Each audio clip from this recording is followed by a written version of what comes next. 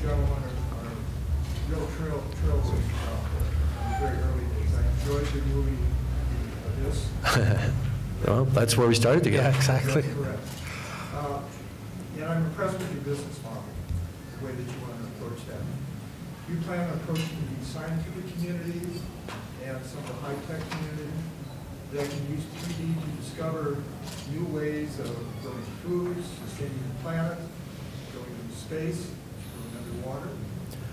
I think we're interested in anybody that wants to use 3D, that wants 3D in their diet, you know, and that can be the pre-visualization design community, the scientific community, educational community. I think this is a huge area. If you really want to help raise awareness about the environment, climate change, sustainability, all those things, you start with kids, and our educational system is broken.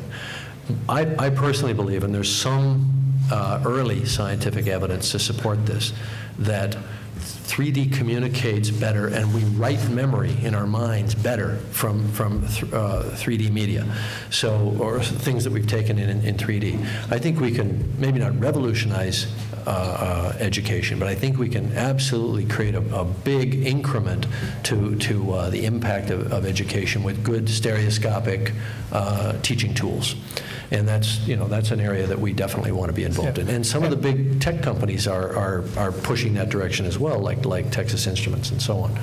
And we've already been involved in it with some of the expeditions that we did together in the thermal vents and so forth. I think, but interestingly enough, some of, the impressive technology we brought that allowed the scientists to see stuff that they had never witnessed before because it was captured in 3D and identify animals that they had not documented before was incredibly satisfying to us. But the way that trickles down into their world, if you just use the comparative of HD, they get that HD equipment when it starts becoming available to the broadcasters and to the general industry, and then they start migrating it over into their, scientific world, except for the specialty applications, which are highly invested in from R&D. But they get that trickle-down effect, and it's my hope, and I think one of our goals is that as HD becomes much more, settled into the general community, it will also be afforded to the scientific community to explore and stuff, because that's the way to get it in there. Just a single expedition is a different way, it's a one-off, but the real way to do it is to make 3D so commonplace in the marketplace that they're using it for scientific evaluation on every exploration, not just one.